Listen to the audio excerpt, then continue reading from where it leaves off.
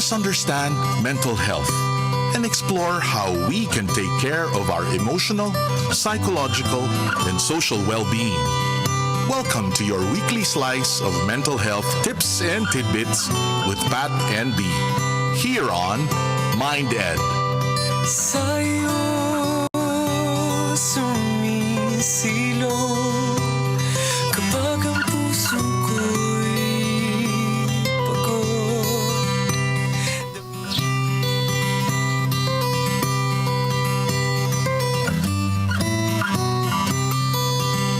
Okay, good afternoon everyone. You are now listening to Radyo Katipunan 87.9. My name is B. I am just a letter and this is Minded. Still without Patrick. But we have Justin here with us. Hey, what's up guys? How are you? Thank you for joining me the last minute. As always. Yep, oo. May ever reliable producer. Lagi na lang. Right. Oo nga, ganun siya. Pero sige, Patrick is still on vacation with, it's a family vacation. Hey, wherever you are, Patrick, enjoy. Ayaw ba niya Yes. i-disclose kung nasan siya? Pero I think nga naman eh. dun sa mga friends ni Patrick ano naman yan? Nakikita naman nila yung mga posts and yung mga tags. Diba? So wherever you are, sabi ko nga, enjoy. Make the most out of it. Diba? Tsaka huwag mo kalimutan yung pasalubong namin. Ay, of course, yes. Marami ka utang sa amin. Okay. Sige, syempre umpisahan muna natin, Just. Alright. How was your week? Or ano ba yung ayaw nga pala ni Patrick ng how are you, diba? So, what made you happy this What week? made me happy this week? Nako, syempre, lalayo pa ba ako? Food. Wow, okay. Parang ilang araw na yata akong kumakain ng libre. That's fun nga. Fun nga. Pero actually, well, at home. At saka, but for some reason, parang sabi ko nga, there are a lot of people that are quite generous enough to share. And parang so far for the last few nights, I've been out. Yeah. Kahit na late ako umuwi, may nadadatnan ako, even at the house. Ano ba? Pinupuyat ka ba lang Radyo Katipunan? Kaya late ka umuwi? No, not really. But at least, getting, pag, as soon as I get home, I always see something na parang, okay, kanino galing to? Oh, bigay sa'yo to ni ano. That's parang, cute. Diba? Parang, That's cute. The generosity of the people that you don't even expect that they will be leaving stuff Parang gano'n. So, oh my God, alala ko tuloy yung yung kinuwento ko the other week, the last time that I was present talaga na yung biglang someone paid for my meal. Yeah, yeah, you mentioned that. Food nga rin siya. Well, that's nice. And always, ang food naman really makes me happy, obviously. Well, it makes everybody happy. Yeah, so yun. Ang galing. How about you? Ako naman, oh my God, tagal mag-isip. No, I mean, I guess, well, cliche siya siguro, especially for those who know me, but music made me happy this week. Actually, for the past few weeks. We want to take this opportunity then to thank and congratulate Mr. Noel Ferrer, Mr. Ortiz, and Mr. Congratulations, Sir Noel. Sa pinopromote din natin dito na Pinoy Playlist Music Festival. And I think that's also one of the things that made us happy the past week. Kasi dahil, we've invaded Pinoy Playlist Music Festival. It's my first time to be there. And I really enjoyed the experience. Especially yung listening to, your favorite bands. And also discovering new music that, parang you never know that you'd come across and you would learn to appreciate as you listen to it. So parang it was a really revealing experience for me. Medyo cathartic ba for you? Nandun kami na parang, wow. Kaya yun. naman. Parang it was really an experience. So, congratulations Yes, talaga. congrats, It was a celebration talaga of Filipino music. Yes, right. Right, diba? And the appreciation of ano. So, yun, it made me happy. And then, this week especially, I mean, may mga encounters din tayo na, I mean, I've received some not so good news, or I've encountered not so nice experiences with people that wait, basta yun na yun. Yeah. Ganon, di ba? Let's not disclose anything. But, I think hindi yung pag-uusapan din natin mamaya na para how do we deal with like hiccups here and there. Yes. But otherwise, it was a pretty okay week. Music made me happy, and it made me, ano ba tawag dito? Empowered. Right. Oo, kasi dami natin mga projects ngayon. So, may mga projects tayo na related talaga sa work, and then merong mga passion projects. Right. And this is what really fuels us, yung both music and food. Food is really, it's physical. Food is for physical sustainability. Yep. And music is somehow for your mental and emotional. That's true. Appetite. Diba? So, naalala ko last week ba yun? Okay, hi Lester, I know you're watching. Hi. Kasama ko sila Lester, so sila Kuya Ray. We went to our Lolo Cheshwit. Oh, yeah, oo nga. With them, and then how was it? Diyos ko, lagi naman ako naiiyak na nandun ako sa kahit misa. Pero it was a happy, very, very light experience siya. Right. It was simple. Yeah. Kasi wala ka naman talagang gagawin na other than just spend time with them. And yun. Parang gusto ko siyang balik-balikan, ganun siya. And then, I guess, parte na rin kasi doon yung the music din. Yeah. That we shared with our dear Lolo SJs. Yeah. Yes, the Lolo SJs. Our Lolos. I hope you're all doing fine. Guess naman natin ulit sila. Oo nga eh. Over tayo doon. Sige. Oo. Yeah. Tapos, would love to have them. diba? And then yun, speaking of passion, tawag dito, meron tayong niluluto. Yes. Isa ring passion project. Yes. So, abangan nila yan. Abangan natin yan. Actually, nakikita ko na nga nagko-comment si Lester right now. Iyak kami ng iyak in between the songs.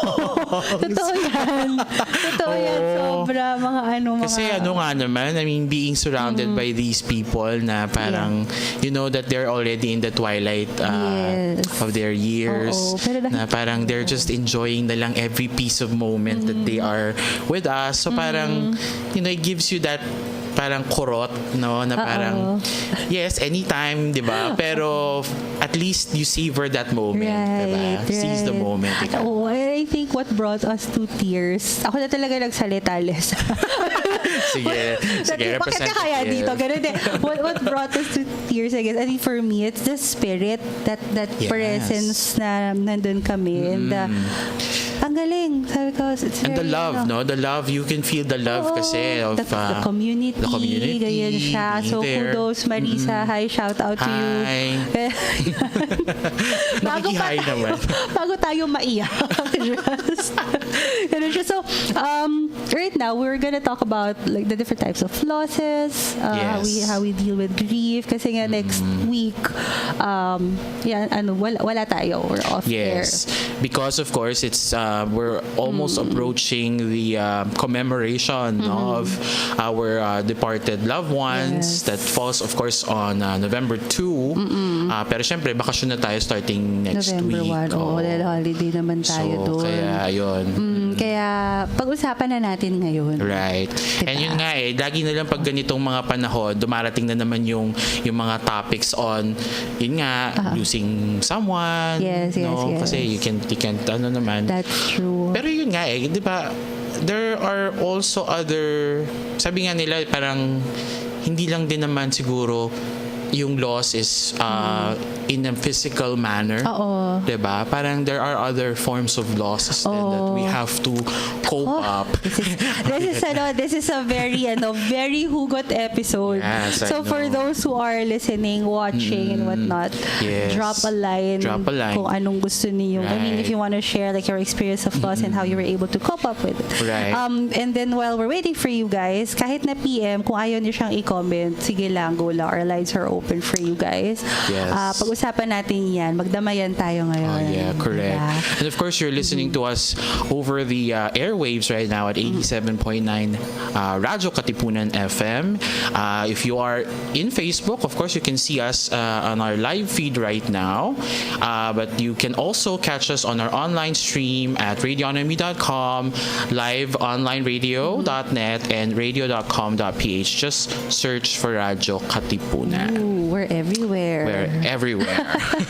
Sige, bago ba tayo magtagal dito, let's maybe pause and let's use music to reflect. Right, correct. Right, So, okay. we'll leave you with some music first. We'll be back in a short while. Yeah.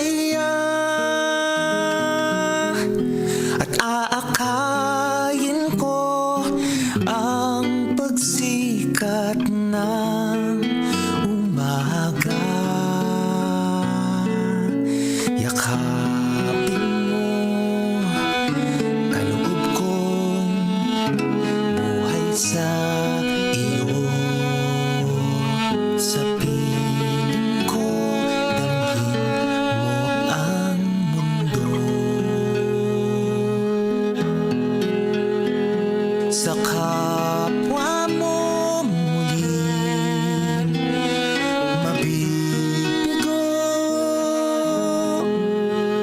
Kapayapaan ko lamang ang sasagip sa iyo. Anumang tagal ng gabi kasama mo ako. Di mo man tanto, narito ako. Ang buhay kong nagdudulot ng buhay sa iyo. Kadilimang ito ay kakayanin mo.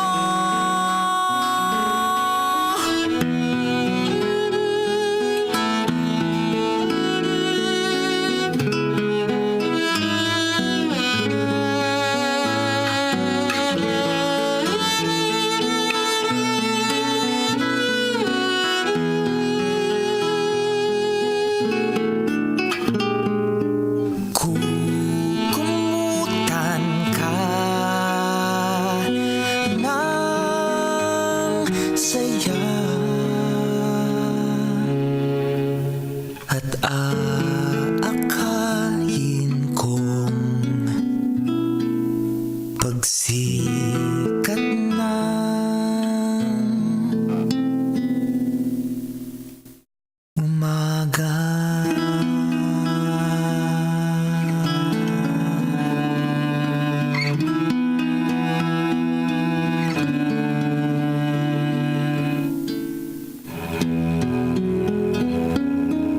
The Voice of the Blue Eagle, Radyo Katipunan 87.9. Okay,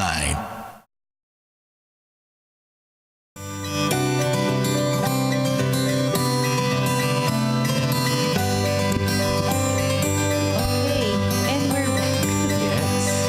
You're back. We are back again. This is B. I am just a letter. This is still Minded, your weekly slice of mental health tips and tidbits. Patrick is still not with us, Yes. but we have Justin on air. Hello, hello. Right. Okay, so ito na, before we went on our break, nag-ano tayo, di ba, parang medyo teaser na tayo kung ano pag-uusapan natin. So yun nga, since we are commemorating our dead loved ones, or the Yes. loved ones that have gone from our world, let's talk about it. Yeah. Hahanda ko na ba yung tissue? I mean, okay, sige. It's a casual conversation, I guess, pero hindi casual yung topic. Right. And we are aware of that, and we're acknowledging that it is a difficult topic to talk about or to discuss, or yun nga, para pagkwentuhan. Pero sige, let's attempt. Oh, Yun kasi, siya. tsaka there's, di ba, parang, there's this certain notion, or for us Filipinos, kasi it's a taboo na parang when you talk about death, but it's the reality of things, I think. Kasi, di ba, parang we'll all end up there eventually. Oo. Kaya kahit mahirap pakinggan, parang kailangan pag-usapan. Oo. Pero I guess more than death itself, I guess it's losing someone over Yes. death. Like, I remember yung pinaka-last kasi that's the pinaka-closest that we lost then was may nag-umpisa na tayo. Yung my grandmother Yes. passed a few years ago. But it was, parang, it was a slow, very, very slow, ano yung word Well, since we found out na yun nga, parang sabi sa doctor, hintayin na lang, ganyan. So, yung paghihintay, it was very slow for us. Kasi, alam mo yun, any minute, yun siya. So, parang it took, parang 2 months pa ata na ganyan, na hindi namin malaman. So, pagdating, nung mga panahon na yun, every time na tumutulog yung phone ko, or nakaka-receive ako ng message from my mom, or call from the house, sobrang nag-jump yung heart ko na parang, oh my gosh, is this it? Parang ganun, handa na ba ako, or what? Pero it was a very slow preparation nga for us. lost in. And then when yun na nga, when we got the message na nga from our parents that we lost mama already, our grandmom, parang alam mo yung pagbili ka ng news, yung hindi pa nagsisink in sa'yo.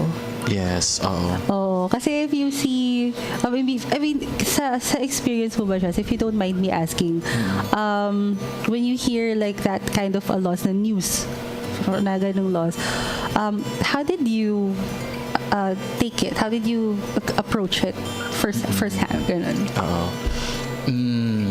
Sige, let me put it in this parang let me put it in context, no? Sure. In my case, kasi my death is actually really someone very, very close to me. And parang that time, there was parang prior to that person passing, I was somehow a cause of that. Parang ganun eh. May ganung feeling. Okay. So, it's kind of difficult to reconcile yourself between parang kasi yun nga, you lost that person and then at the same time you're trying to blame yourself for it, na parang this person would have not parang passed if it's not for me. So, di ba, imaginein mo yun na parang you're in that situation. Okay. Pero how I was able to cope up with it, sa totoo lang matagal medyo may katagalan. But the process is actually really to talk about it more and try to be more transparent about your feelings. Okay. Of course, losing someone really will make you sad. Yeah. Hindi mo kailangang i-ano yun kimkimin. Kasi mahirap. Mahirap nga siya talaga. So, kaya ako, yun nga, for that year that I was in that grief stage, no?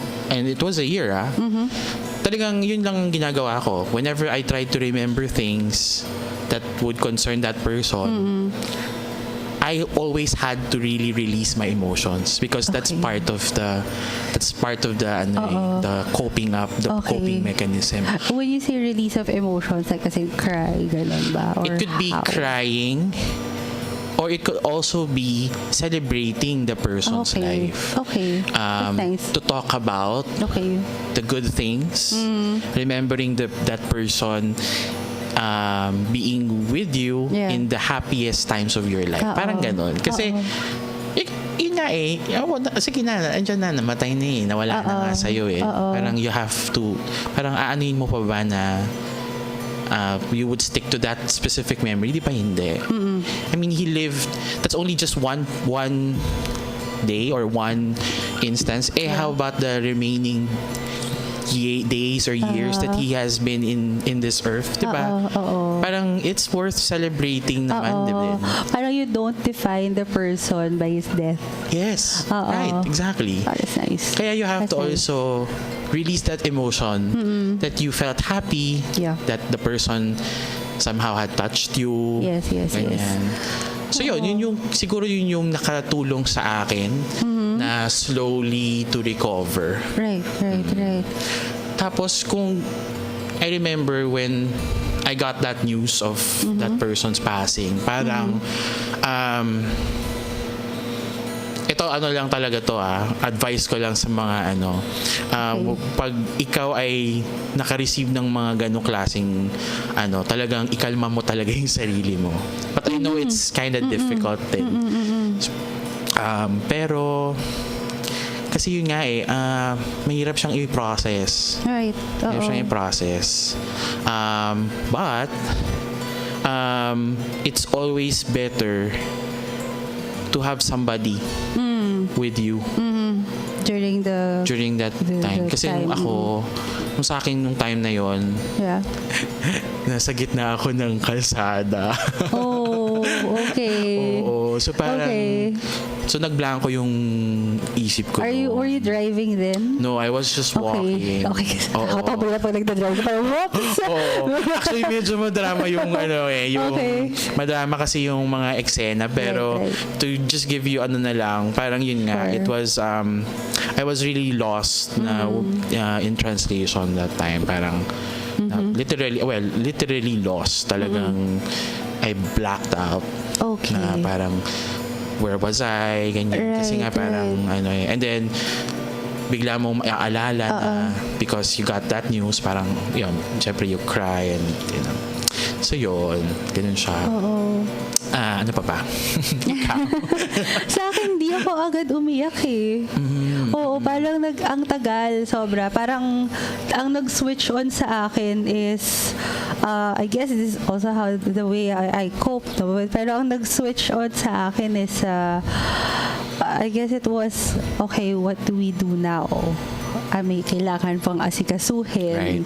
Yung mga things like that na parang natawagan na ba, may natawagan na bang doctor to declare the time of death? Kasi you have to, kailangan yan di ba? Paano ba yung death certificate pa nga ayusin? Paano yung wake? Anong wake details? As in, yun yung tumakbo sa utak ko. And I think I remember, I received the news kasi it was around noon or a little bit after noon na ganyan. And then parang dito sa work noon. And then I asked my mom na parang, do we have to go home? I'll go home. Ganyan siya, I'll help with whatever, ganyan. And then parang sabi lang ng mom ko na parang, no, just carry on. Ganun siya. Go on with your day. We'll let you know na lang kung okay na, kung saan na tayo mag-meet tonight. Parang ganun. Ganun yung nangyari sa amin It's the same case with my dad naman din. Kasi my dad also passed away na rin. Ganun din, I was in school naman. Parang, I literally had no choice. Kasi parang, I'm still in class, so what will I do? So, sabi lang sa akin ng mother ko, parang, okay, just do your day. And then finish it up. And then after that, you go home. And that's where you process it. Ganun yan nangyari sa akin. I remember, nung gabi, nagmisa pa kami. Dito rin, sa infirmary din. Dito sa, infirmary. Yan. And then, yun yan. Tapos pagkatapos nag-dinner pa. Sobrang, alam mo yun, parang casual. And then my friends were asking me na parang, sure ka ba na nandito ka lang? Na ganito, ganyan. And then parang, I think, hindi pa nagte-text si mami Parang gano'n. Parang hindi ko pa alam kung anong mangyayari. Kasi kami ng sister ko naman, nag-usap kami na parang, are you going home? Nag-usap kami kasi nasa work din siya noon. Tapos sabi niya, mom told me to stay put. Parang gano'n na muna. Pero then parang, okay, in case my mom is listening, hi mom. Hello po. So, yun nangyari sa amin noon eh. Then, I think, I forgot kung sino nagsabi noon. Or para kami lang ba magkapatid yung nag-process nun. Now, it might be also my mom and her siblings way to mourn na sila lang muna with mama. Parang ganun yung nangyari. Because I do get that. Right. Ganun. And then, I guess, the mourning process for us din, how I dealt with it. Kasi sobrang tagal ko before mag-hit sa akin bago ko magano. I think, sobrang naiyak na lang talaga ako nung eulogy. So, ang nangyari kasi doon, before siya mag-pass, I mean, during the time nga, the long wait namin, parang meron ako sinulat na parang, it's a lyrical poem or something na ganyan. I wanted sana to sing to her. Kaso, every time na nilalapatan ko siya ng music, hindi kaya.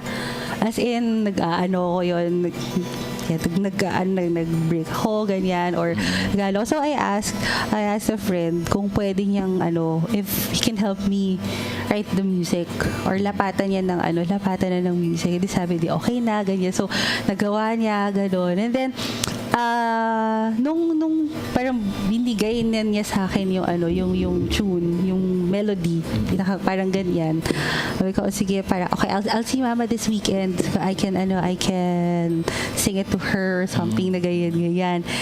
The following day, we received the news. Ganun yung nangyari. So, ginawa ko, sa eulogy ko na lang siya. Ayan, parang, it was part of the eulogy na lang. Became part of the program. Opo, ganun na lang yung nangyari. And I think dun lang talaga ako sobrang, alam mo yun, iyak. Pero hindi pa ata yun yung iyak na iyak talaga. Ganun. Kasi parang a week after pa ata or something ganyan. With Papa's case naman, yung sa lolo ko naman, yun as in parang months inabot. Yung mag-hit sa akin na okay, ito, ngayon ako nagmo-mourn. Parang di ako nagkaroon ng time or ng space to mourn that time. Was it because you're kind of prepared ba? With Papa, not so. Oo. I mean, mahina na siya o gano'n na siya. Kasi I wonder kasi kung kunyari gano'n, no, yung parang you already know that you are expecting this to happen. Oo. Pero how, di ba yun nga how would you process it to that point na it already is happening? Diba? Pero wala nothing can ever prepare you for a loss of a loved one. Parang ganun siya. Hindi siya kayang i-prepare. Pero I guess kaya siyang prosesohin. Yes. Yan. You cannot prepare but you can process it eventually. And parang life goes on. Ganun siya. You know what? I have a friend who had a partner that who passed away because of cancer. Right. And I clearly remember kasi we were also talking about that how should we deal with grief? Na parang yun nga we should not really also enforce to people to move on. Yung ganon. What's your take on that?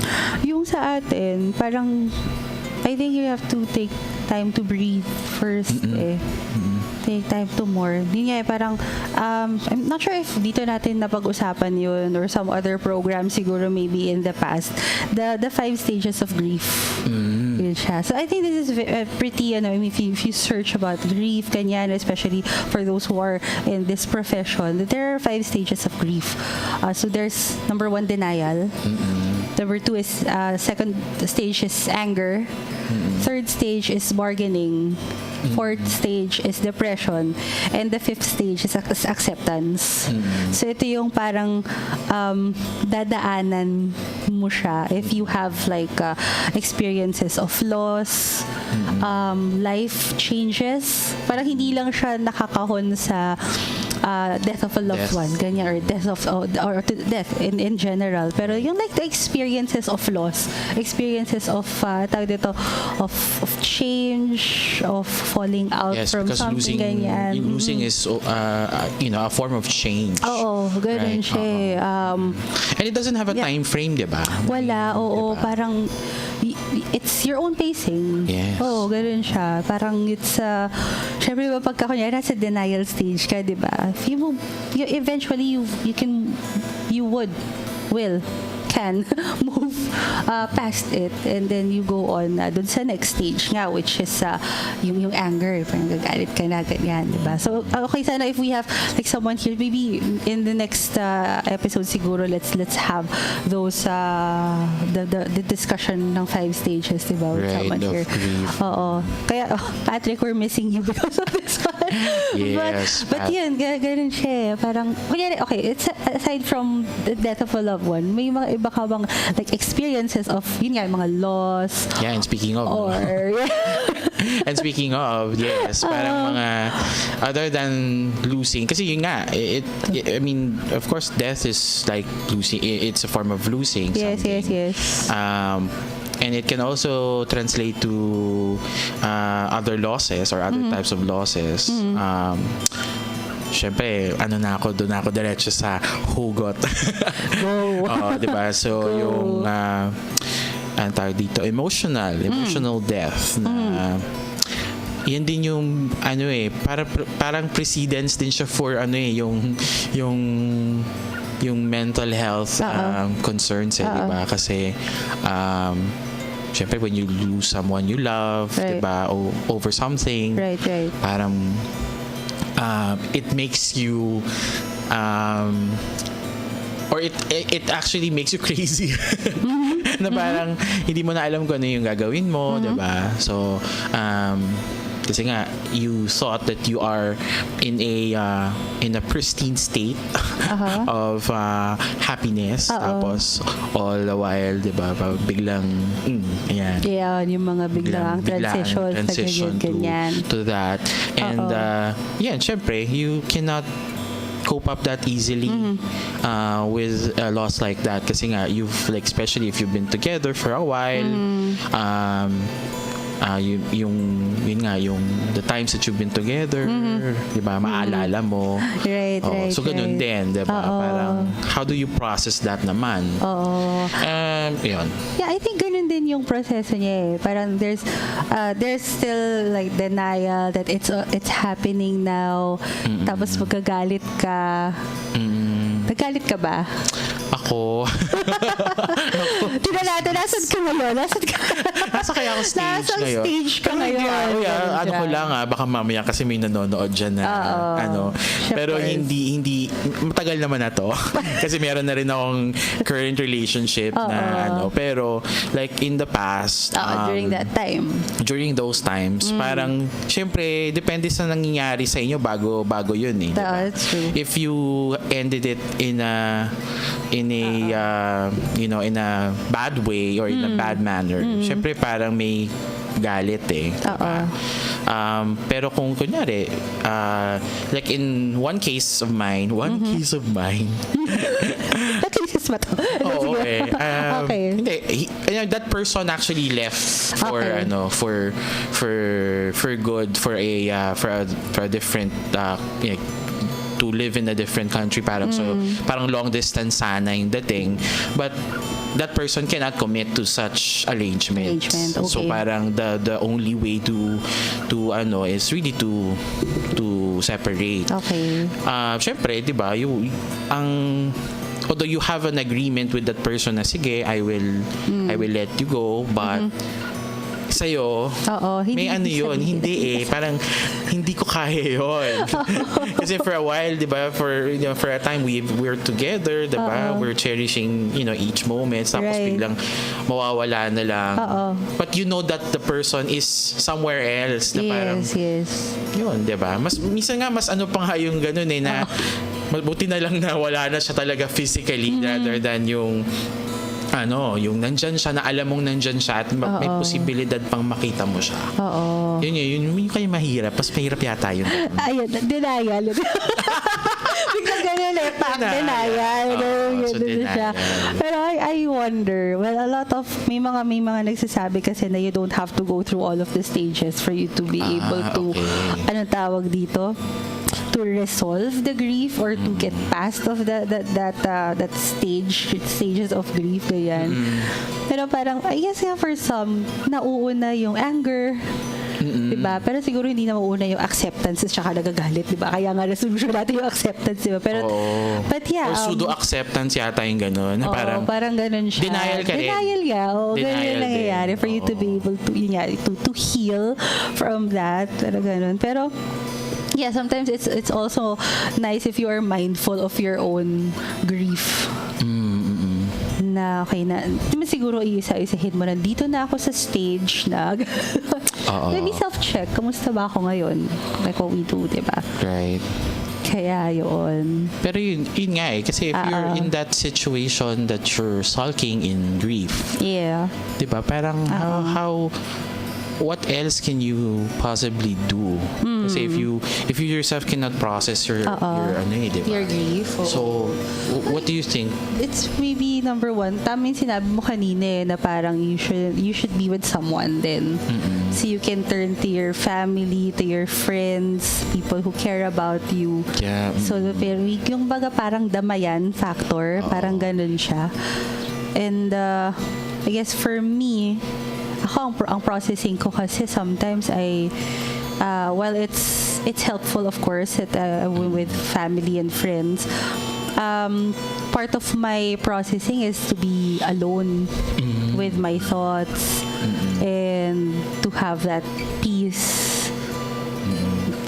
to process, and then maybe papasok din yung faith. Yeah. that's a very it's a centering thing for me, Right. and I hope for some as well, ganyan. And then yun, hindi ako umabot sa stage ng processing na kailangan ko, or I felt that I needed to go to a professional to seek comfort, professional help. to seek professional help. But I guess parang hindi naman. Naalala ko tuloy. Nagduda pa ako sa mga sarili ko, di ba? But definitely spiritual director. Right. Oo, for sure. Ganun siya. I mean, at some point nadaanan yan. Ayan. Alam mo naman, napapaligiran tayo dito ng mga SD. Oo, So, correct. kahit hindi siya yung official session, but like a pocket session lang, basta mapag-usapan lang siya. Parang it's comforting. It aids the healing process. Ganun siya. Kasi it's healing eh. Kasi parang di ba nasaktan ka, nawalan ka, yun, parang ganun. So, yeah, it's healing talaga eh. Ayun. You. So, ayan, okay. So, hindi, naisip ko lang din. Kasi yun nga, di ba, we're also talking about other, parang, other types of losses. Kinds of losses, feelings of losses. Feelings of losses. Hindi, kasi parang, kasi pwedeng yun nga, kunyari yung nararamdaman mong yung loss of through death of a loved one,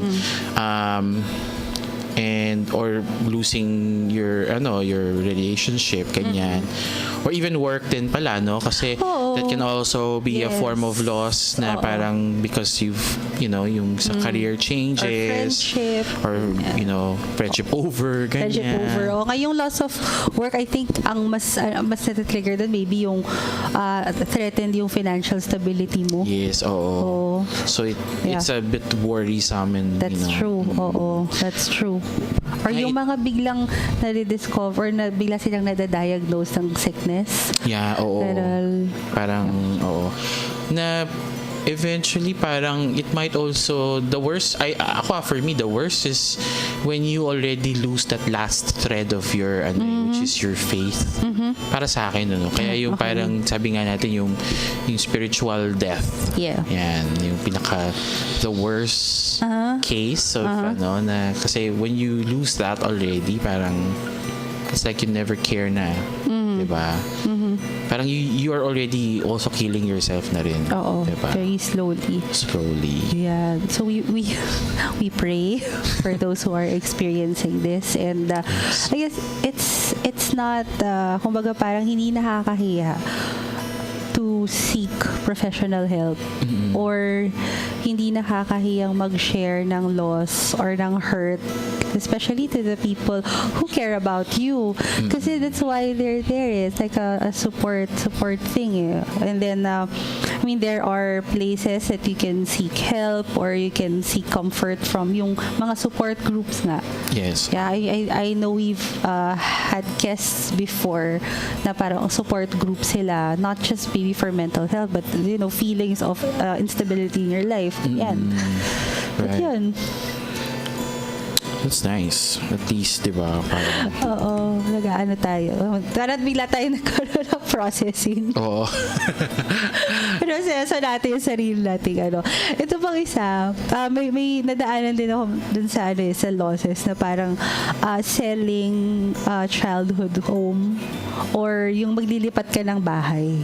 Oh, okay. Oo, parang ganun. So it's loss of memories, kumbaga? I guess so. Kasi parang yung familiar ka na dun sa space ng bahay mo eh. Parang ganun siya. And then, biglang lilipat kayo. So, syempre, hindi ka na babalik dun sa bahay na yun eh. So, it's medyo, para kayo nag-break ng bahay mo. Oh. Parang ganun siya. So, it's another type of loss. I guess medyo similar siya sa mga life changes ka eh. Na parang moving out of not really comfort zone, but moving out of your familiar zone. Na you're forced to learn again and unlearn certain things that are not useful to you anymore. Parang ganun, like climbing like 7 steps up papunta sa taas, tapos biglang lipat mo sa bahay, 5 steps na lang, yung mga ganun. I mean, these are, I think, little things, But they are parang changes that we experience. Pero hindi naman siguro na kailangan na may denial or gano'n. Depende siguro. Depende siguro. Like, bakit nyo kailangan lumipat? Diba? Depende rin yan sa konteksto. Ganun siya. Tsaka, well, ako naman, personal ko ding pinanghahawakan minsan is there's always a reason for everything. Na parang this might happen because of ganito.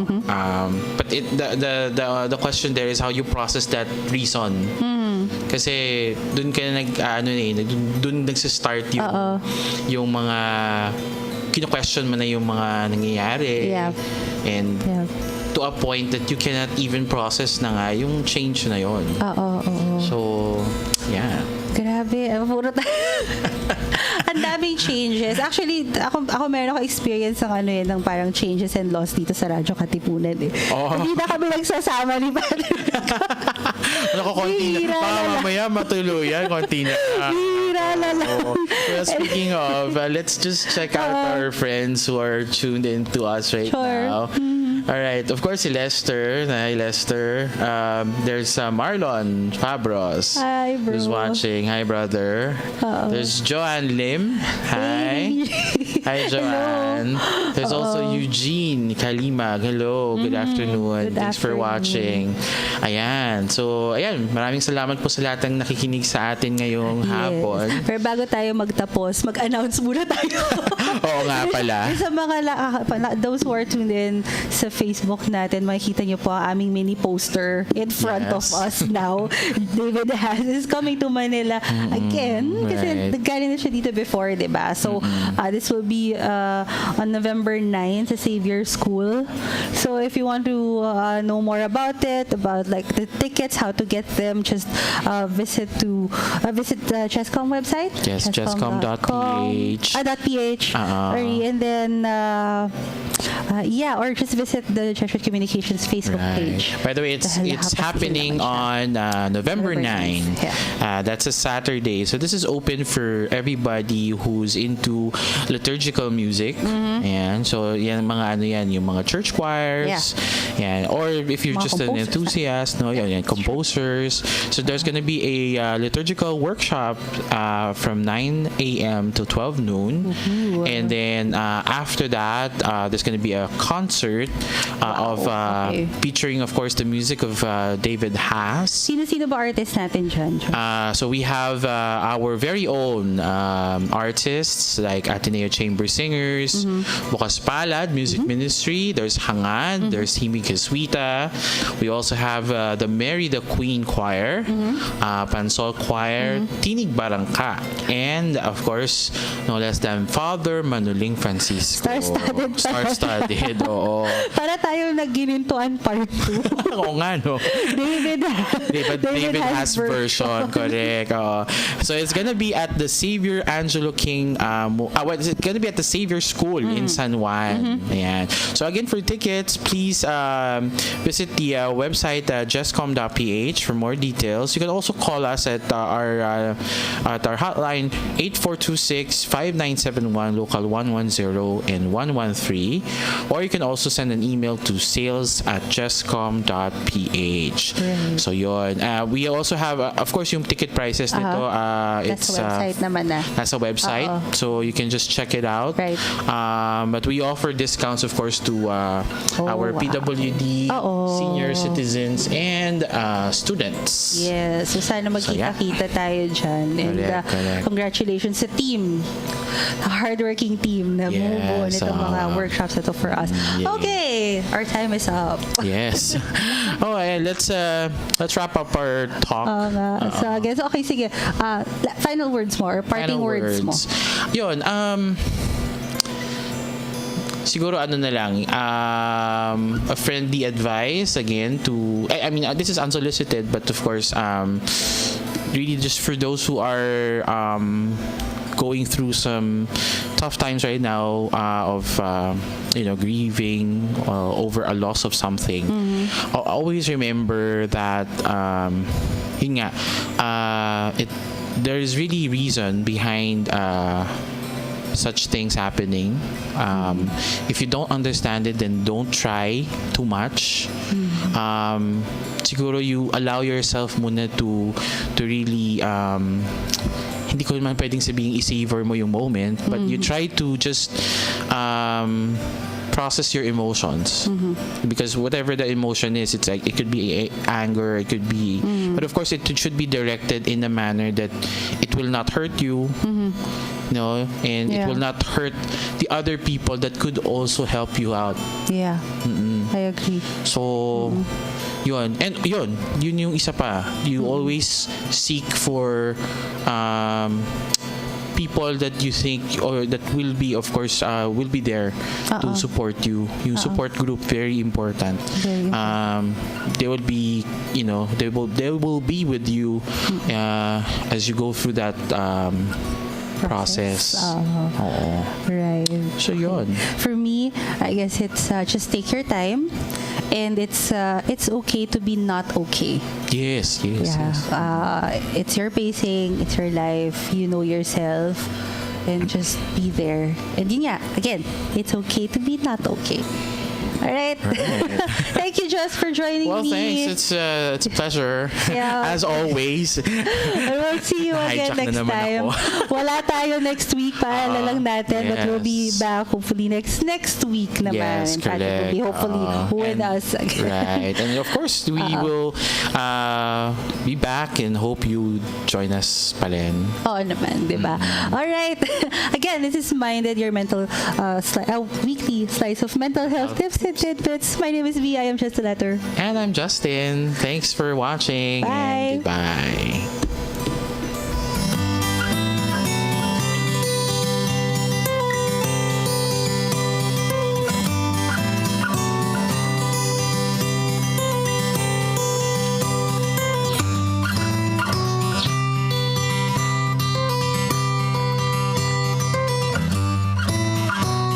Let us understand mental health and explore how we can take care of our emotional, psychological, and social well-being. Welcome to your weekly slice of mental health tips and tidbits with Pat and B. Here on Mind Ed. Sa'yo sumisilong